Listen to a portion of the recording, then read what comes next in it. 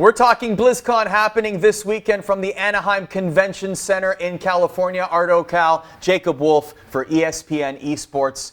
It feels like this BlizzCon, Jacob, is so important for Activision Blizzard. I mean, even if you, aside from looking at the last few weeks and the tumultuous nature that we've seen there, it's been a really roller coaster type year for Activision Blizzard. We've seen faces leave the company. Some of them have been there for such a long time. We've seen new faces come in. We've seen announcements from rivals like Riot Games completely signaling their intent to compete, in card games, against Overwatch.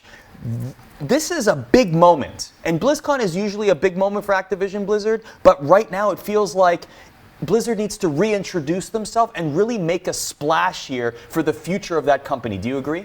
Yeah, I think some of the messaging that's happened over the last couple of months leading up from the beginning of the year has been really negative for them. I think that, in February, they did their earnings call where they announced that despite record profits, they were making layoffs of almost 1,000 people, right? And then additionally, after that, we've seen the restructuring of their esports department where we've seen Pete Vlastelica elevated as sort of the head of everything. People like Kim Fan, who has this, sort of legacy at Blizzard and being involved in their esports projects is now gone. And I think we've seen Nate Manzer as well? Correct, yeah. I mean, we've seen a lot of changes for them. I think that, sort of the feel, I think, from the audience is that this is a company that cares more about profits than players, and I think that that's something that is very different than how people looked at Blizzard several years ago. Now, BlizzCon is certainly the avenue to correct that, right? To be able to make announcements that will bring the fans back in, because if Blizzard has nothing else, they certainly have the nostalgic value. People grew up playing Blizzard titles, and that sentimental feeling is certainly there. And there is opportunity here. One thing that we definitely should address is a slasher for ESPN reported that Overwatch 2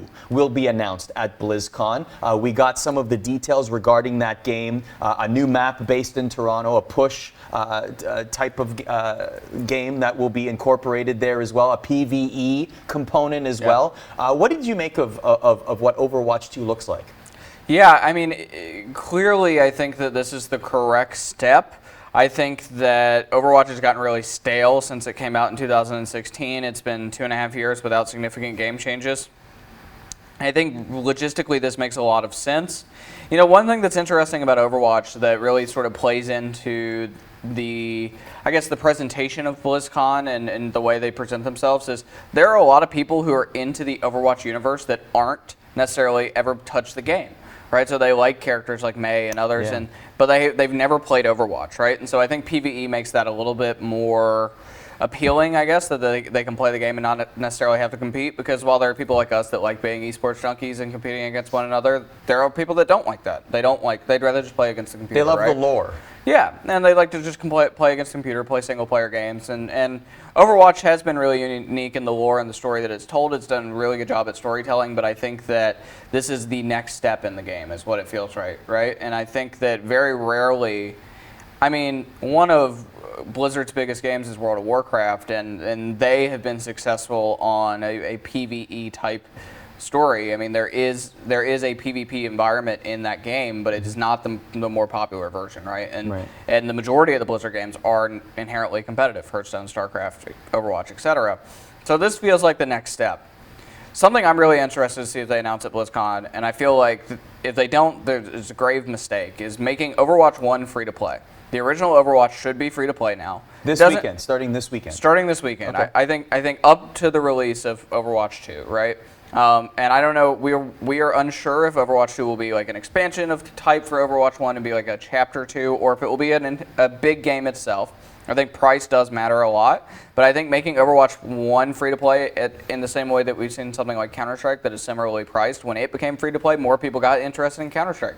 That boosts everything in their ecosystem. I think it would be a bad mistake if they didn't make Overwatch 1 free-to-play. So regarding Overwatch 2 and Overwatch League, when do you think we'll see that incorporation? I don't know whether it'll be ready, per se, in time for the next season. When do you think we'll see this integrated? Will it be a mid-season thing?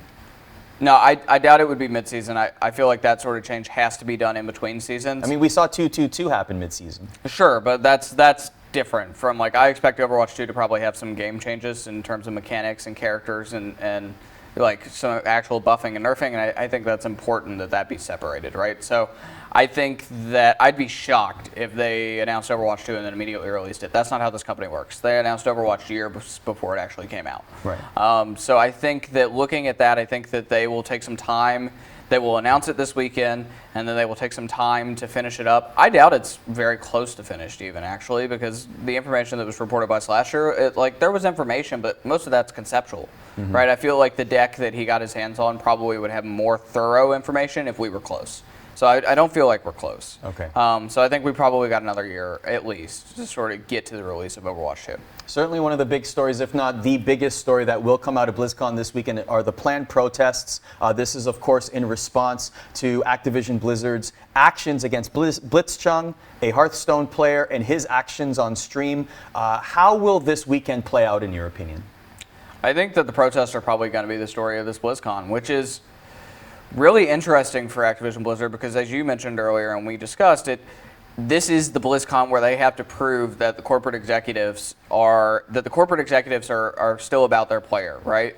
This is a company, Activision, the parent, that has been widely criticized for just putting out products that are kind of lackluster and just trying to milk things like franchises like Call of Duty and others. I mean, they also own Candy Crush, which is just a moneymaker, rolls in the money, and so I think that there's a lot of sort of fear that Blizzard is going down that same route of sort of milking the game and not caring about the player consumer. And the fact that the BlitzChung protests are going to happen at the same time, this is a really, really difficult BlizzCon if you're Activision Blizzard. I think that, though, much like the Riot walkout that happened earlier this year, I think people underestimate how big of a story this is going to be. I think this is going to be the story of the weekend, is these protests. Yeah, I think the magnitude of it will certainly show that as we get towards the weekend. It's a giant international issue. It's thrown. I mean, it's thrown Activision Blizzard in the same sort of boat as the NBA, which is like the entire thing.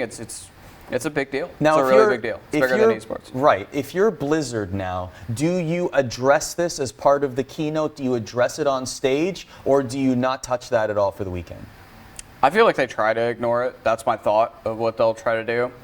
I'd be shocked if any executive at Activision Blizzard had anything to say this weekend. I think they should. I think they should come out headstrong a little bit and talk about it. But, I mean, I think they feel that their profits are at risk. And so I think they're going to stay silent. But I think in front of the Anaheim Convention Center and that plaza with the walkways and the food trucks, we're going to see a lot of people protesting. I think it's going to be much bigger than people expect. And I think that you got to tout that fine line. I think they should address it, but I don't think they will.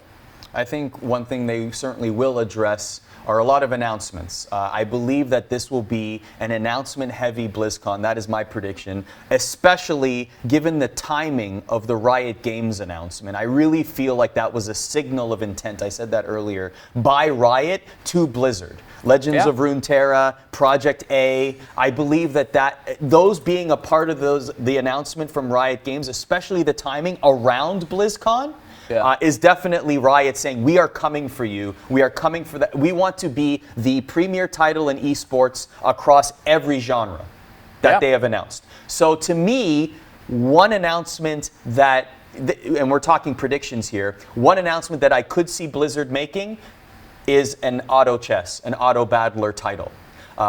We haven't heard anything of the sort.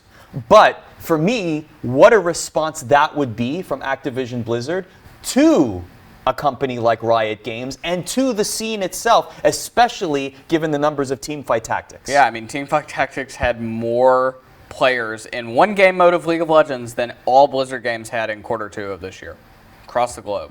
That is crazy. Right? It shows the reach that Riot Games has. And I think that Riot announcement put Blizzard on notice, because they're going to come compete with you in card games, which Hearthstone has dominated that arena, right?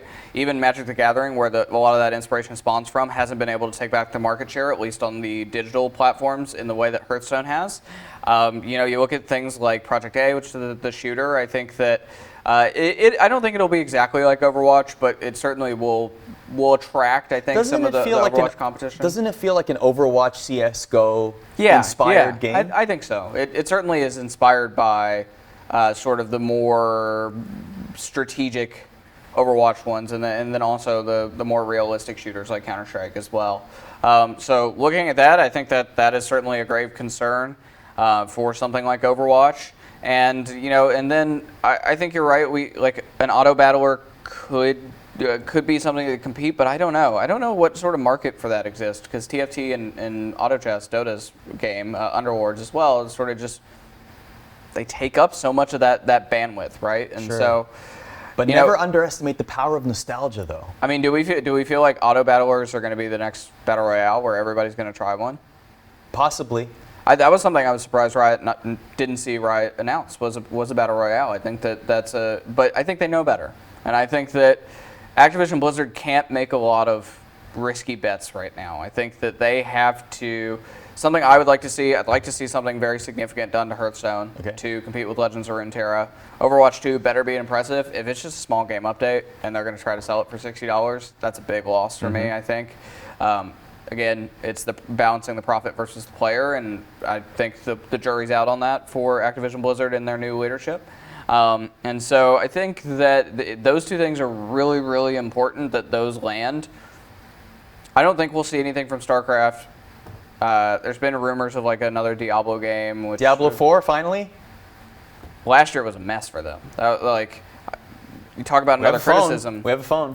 Yeah, we have a phone. I mean, they got destroyed for what they did with Diablo last year. But this could be a make-good, though. To be fair to Activision Blizzard, this could be a make-good. You announced Diablo 4, and it's a cool hype video. Could be. Everyone's going to go nuts. The one thing that they've had going for them this year, undoubtedly, is World of Warcraft. Classic World of Warcraft, right? It did really, really well, got them a lot of interest. We haven't seen a lot of sustain on that. I don't know what the future of World of Warcraft looks like. It doesn't. I think we're running out of, like, you can put out an expansion, because for me as someone who's played that game for a long time, I come back for a couple weeks and then I'm done. Sure. Right? I pay the money and I come back for a couple weeks and I'm done. Yeah. But I'd like to see them sort of find a way to make people more engaged with some of their games. Sure. I think that's their biggest problem right now, is that they struggle. You can pop up Hearthstone every couple of weeks on your phone and play it, but I think that they struggle to keep people fully engaged with their games in a way that other developers like Riot don't. Riot has people engaged all the time. Those are predictions from us. Let us know in the comments of this video. I really want to hear from all of you what you think will be announced at BlizzCon. By the way, we will be at BlizzCon, so please keep it locked on Twitter at ESPN_esports, and of course, continued coverage available at ESPN.com/esports.